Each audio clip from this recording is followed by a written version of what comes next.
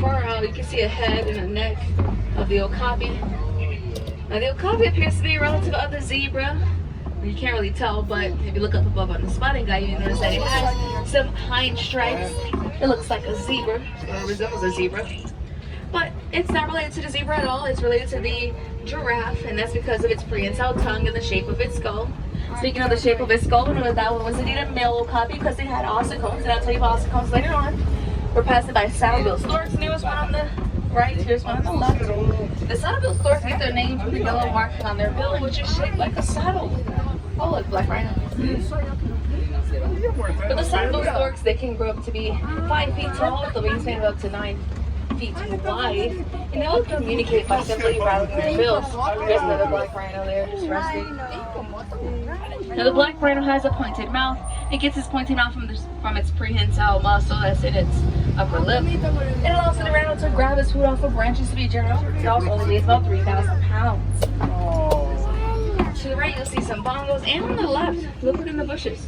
The bongos are known as the ghosts of the forest, as they are almost rarely seen and love to hide in the dense vegetation. They have horns that point towards the back of their heads to allow for them to easily and quickly travel through the forest without the horns getting caught. And since they all have horns, you can determine the gender by looking at their coats. The males will be dark or almost black. And if you look to the left, you can see a male. Oh, that's a greater kudu, but a male is under the trees. You see him down there? It's darker than the others. But that's a greater kudu without the horns. The greater kudu is one of the tallest antelopes in the world. They can grow to be 55 inches just at the shoulder. The males have horns. The one that we saw was the female. But the horns of the male is spiraled, and there's a picture above on the spotting guide. And our next destination is Southern River, where 2 of Africa's most territorial animals reside, such as the hippo and the Nile crocodile. Friends, have your cameras out and ready. Look, there's a hippo out of the water. Now you'll see the hippo is out to the water when it's cooler outside or when the sun has gone down. They'll be eating the nearby vegetation or just sleeping or resting. Here's the hippo, friends. But hippos most of the time will spin. They like to be underwater, so water helps to regulate their body temperature. But also they have really sensitive skin. We see plenty of vultures simply because the vultures like to hang around the hippos. They give them a daily spa day. And that's because the sun will dry their skin out, causing it to peel. And the vultures are right there to help them out with it. But let's continue. We may see more hippos. They might actually be in the water. We never know. But when the hippos are deep under the water, they will look like rocks or shadows. When at the surface, they'll still look like rocks. But let's just pay close attention. So you never know. But the hippos can hold their breath for 8 minutes. They will swim. Oh, look, baby hippo and mom. To the left? Yeah. And there's another hippo. So there's the baby hippo. And plenty of vultures, as you can see.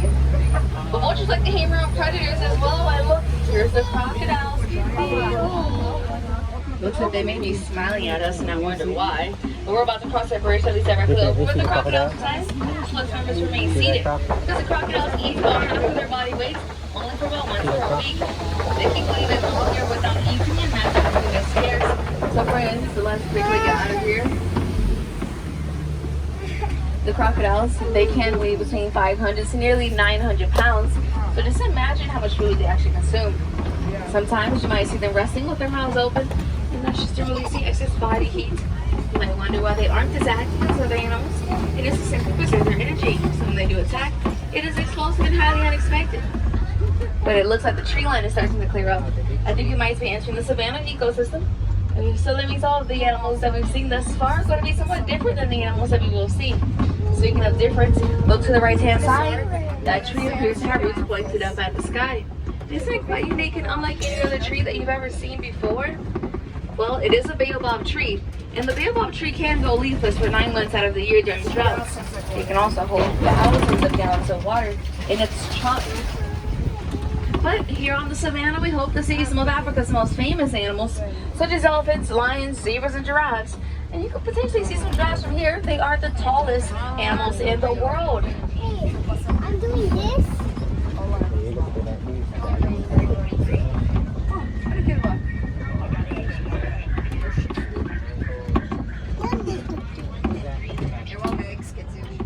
Now, friends, if you look to the right, you'll see some Springbok, which are those small antelopes. The Springbok get their name from their ability to spring up in the air 6 feet as well as leap forward 13 feet. They're often mistaken for gazelles or impalas, but they are indeed the Springbok. Coming up, and collie cattle, or a cow with long horns. Now they're known for their horns simply because, oh, the one here is a cow, there's a bull further down, but they're known for their horns simply because they can easily stretch 6 feet across. Those horns might appear to be heavy, but they're actually really light. If you look to the left fringe, you'll see some predators. Remember, the vultures like to hang around predators. But these are the painted dogs or the wild dogs. They're called the painted dogs because of their patterns. But they are extremely successful at hunting, even more successful than any other big cats. They have between an 80 to 90% success rate when it comes to hunting because they will hunt their prey down to exhaustion. But they're really social animals as they do have many modes of communication. Now continue to the left, you'll see more ankylate cattle and some wildebeest. Now the wildebeest, they are in extreme abundance as they'll migrate in large herds. They'll usually travel between 500 to 1,000 miles per day.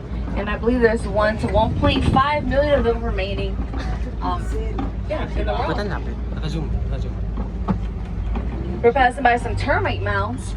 Just know that they are hard as concrete, though they are porous, made from saliva, mud, and dung.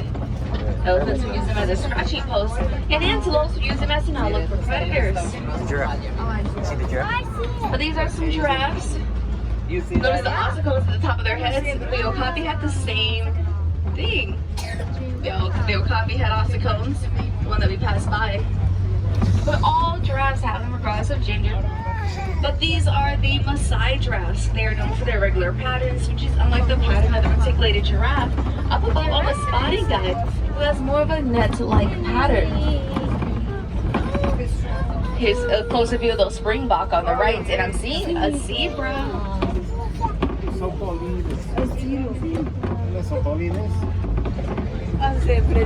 Now that's a Hartman's Mountain zebra on the right. It's known for the extra skin fold underneath its neck, which is called a dewlap. It aids in hydration. But the Hartman's Mountain zebras are the only species of zebras that have it. It's more common in various antelopes and cattle, but for the Hartman's Mountain zebras, it comes in handy since they do spend most of their time in the mountains. But speaking of them spending their time in the mountains, they have really large hearts to maintain their blood oxygen levels at high altitudes. And each zebra, whether you believe it or not, have their own unique patterns. And baby zebras, they'll memorize their mother's patterns, so that they'll only feed or nurse from their mother and their mother only. The more wildebeest on the left.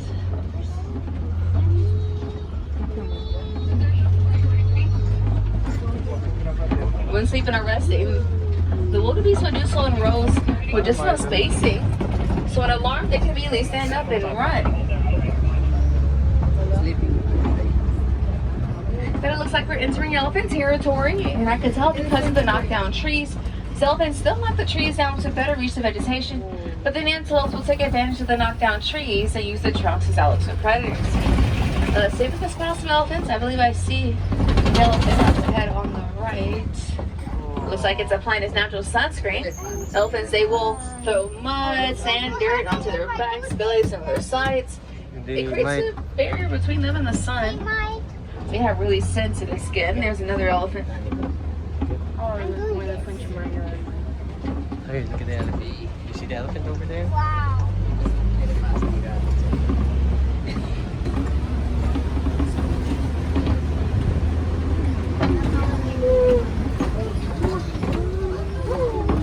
Here's another view.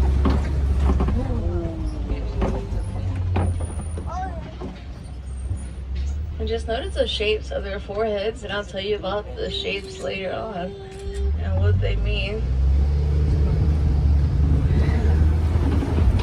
But friends, you can actually observe the elephants. You'll notice that the males prefer to hang out by themselves because they are territorial.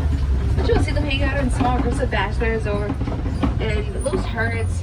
The females, they like to hang out together along with their babies in much larger groups. And because of that, we like to consider the females to be more social than the males. But as far as the young males, they'll stay within the herd up until between the age of 14 to about 16 years old.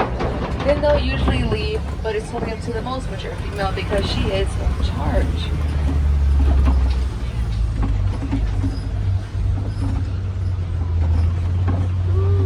Here within the red clay pits, and elephants will eat red clay to gain minerals and nutrients.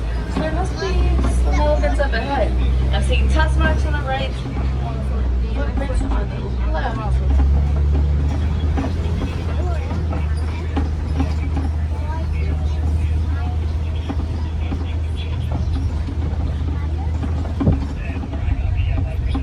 Not seeing the elephant. Oh, they're up ahead, far in the distance. Let's see if we can catch up. We did pass by some footprints. Did you know that elephants have feet that have 5 toes, but not every toe has a toe nail? They also have really straight and strong legs to support their body weight. A fully grown elephant can weigh between 8,000 to about 13,000 pounds. Now, the males are larger than the females, and one way that you can determine the gender is by simply looking at the shapes of their foreheads. And that's from the lateral or side view. But the males have a more curved or rounded forehead from the side view. Females have what I like to call an upside down L-shaped forehead. So the elephants that we just saw were indeed female. Hopefully you see some males so you can compare the shapes of the foreheads. But there's a baobab tree here on the left. And elephants will eat the bark of the baobab tree to gain hydration. And there's some elephants coming up on the left. See them back there? Yeah, those are females. But these are the greater flamingos. They are known for their lighter pink color, which comes from the shrimp that they eat. The shrimp contains beta-carotene, which obviously gives them that pink color. But that means when they are born, they're not actually pink, they are indeed gray. Now I think it's cool that you can determine which are more mature than others by simply looking at the shade of pink. But also some of them still have gray feathers, gray legs, so I might just have to make sure both gray and pink on them. But a fully grown flamingo can weigh up to about 9 pounds. They can grow to be a height of 4 feet.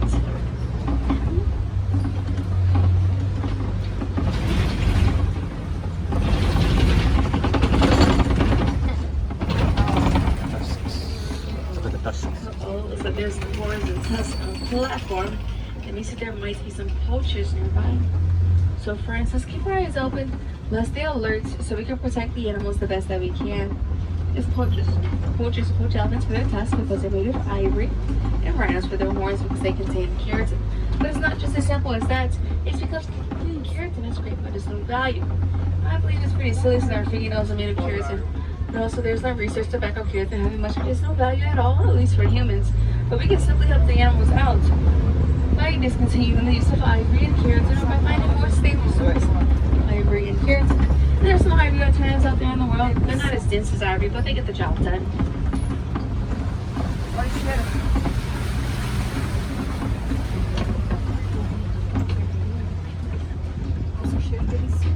Oh, friends, look to the right. Rhinos. Notice how large these rhinos are, friends.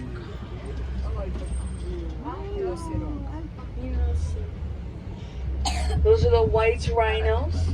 We did see the black rhinos earlier. We mentioned that the black rhinos had a pointed mouth, right? With the prehensile muzzle that allows it to grab its food from branches. And that it only weighed about 3,000 pounds. Well, the white rhinos, they weigh a lot more, weighing between 5,000 to 6,000 pounds, and they have a flat mouth to allow for them to graze upon the ground and consume their food. Looks like I'm seeing rib cages. There might be some predators in the area. Let's continue.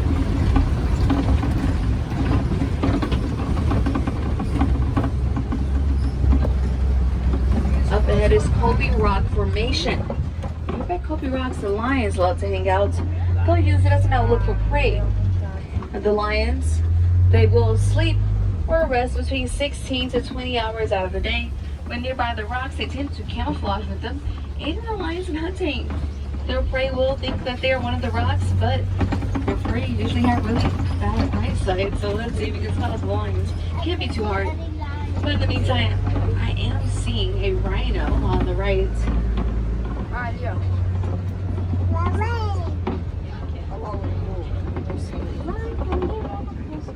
Notice how sharp the horns are. Oh, I think I see the lion as well. But further back, we have time. But the rhinos, one of their favorite hobbies is to sharpen their horns. And they'll do so on just about anything. Here's the female lion.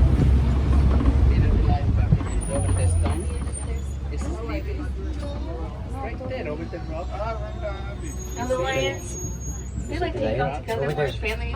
Please do not call out to the animals, friends. Yeah? Please do not call out to the animals. They're wild animals and not domesticated, so they really won't respond to it. But these are the warthogs. Warthogs are burrowing animals, as they'll use their cells to test the burrow into the ground. They will put on 4 tusks, 2 for burrowing, and another 2 for defending themselves. Speaking of them defending themselves, they will hide inside of the burrows, away from predators, but also from the sun, so they have sensitive skin. Looks like one is already creating a burrow. Look how large the burrow is. I'm seeing, oh, baby rhino. And an ostrich. There's ostriches, I think I see multiple. There's the Bontebok lying down. But the baby rhino's right behind mom. Those are ostrich eggs. Those eggs are huge.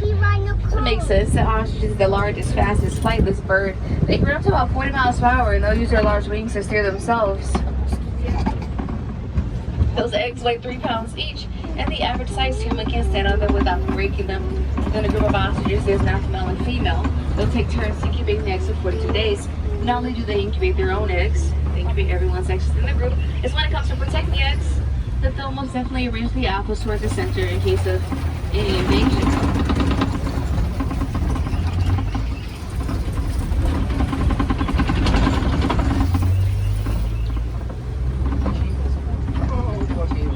Friends, looks like we're reaching Gotti Glen, which means we've reached the edge of the reserve. Looks like word has a post set up there. I'm sure you can see the Nigerian dwarf goats that are within the fence. We should be moving once again shortly.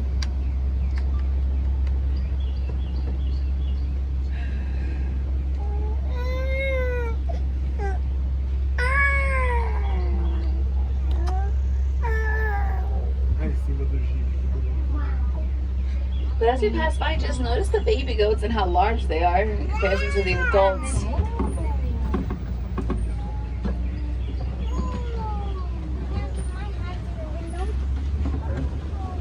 Nigerian dwarf goats, they are globally domesticated animals and one of 2 of the domesticated animals on the reserve. The other was obviously the Ankoli cattle, basically a cow or bull with long horns. The Nigerian dwarf goats, they have a sole purpose of producing dairy products, as they do make delicious milk and cheese. But they can be extremely playful. You'll see them run, chase hides, spread their new courtship. They'll have extra dominance and climb on top of warning spills on the inside warning shucks, since they are amazing climbers with really good balance.